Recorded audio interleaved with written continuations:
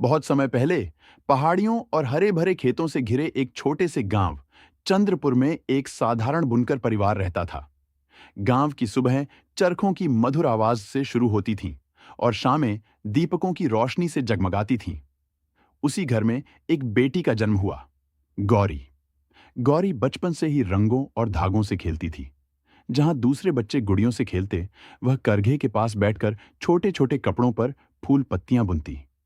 उसकी उंगलियों में जैसे जादू था। साधारण धागे उसके हाथों में इंद्रधनुष बन जाते। गांव वाले कहते, यह लड़की धागों में सपने बुनती है। समय बीता और गौरी की बुनाई पूरे इलाके में प्रसिद्ध हो गई। उसके बनाए दुपट्टे और शाल दूर दूर तक जाने लगे। लेकिन एक साल भयंकर बीमारी फैली और कुछ ही दिनों में उसके माता पिता उसे छोड़कर चले गए। गौरी अकेली रह गई। कई दिनों तक उसने करघे को हाथ नहीं लगाया। उसे लगता था कि रंग फीके पड़ गए हैं। एक रात उसने मां की बात याद की। धागा चाहे कितना उलझ जाए, धैर्य से सुलझाओ तो फिर से सुंदर बन जाता है। अगले ही दिन गौरी ने आंसू पोंछे और करघा संभाल लिया। इस बार उसने अपने दुख को भी रंगों में पिरो दिया। उसके कपड़ों में अब सिर्फ डिजाइन नहीं, भावना भी झलकती थी।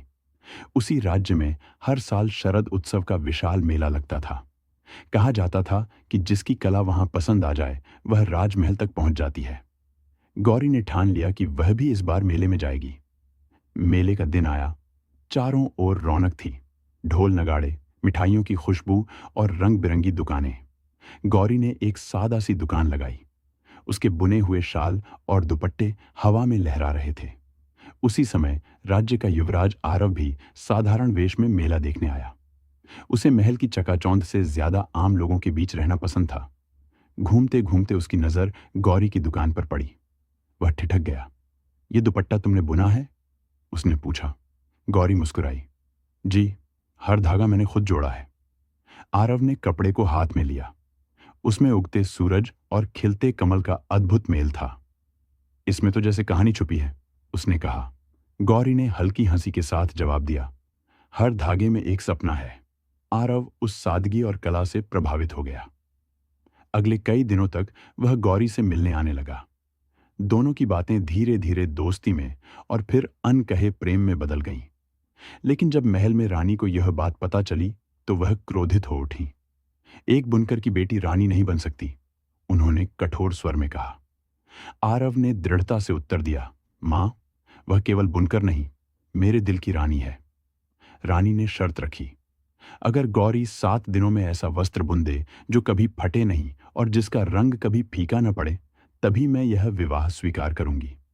यह असंभव सा काम था, पर गौरी ने चुनौती स्वीकार कर ली। उसने दिन रात मेहनत शुरू कर दी। हर बार धागा टूट जाता या रंग फीका पड़ जाता। गांव वाले ताने मारते, राजमहल के सपने देख रही है, पर गौरी ने हार नहीं मानी। एक रात उसे सपना आया। एक वृद्धा बोली, पहाड़ों के पार बहती नीलधारा नदी के किनारे एक दिव्य रेशम उगता है, उसे अपने धागों में पिरो दो। सुबह होते ही गौरी और आरव उस नदी की ओर निकल पड़े।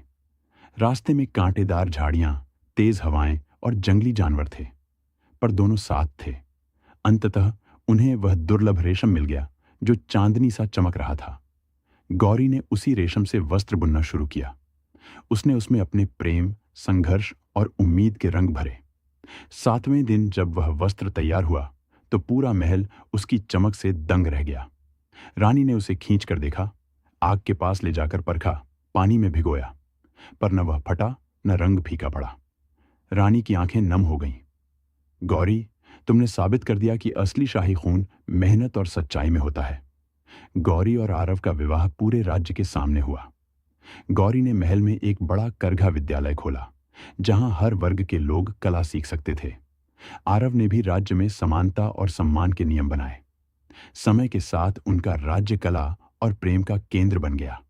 लोग कहते थे, धागों से शुरू हुई कहानी ने पूरे राज्य को एक सूत्र में बांध दिया।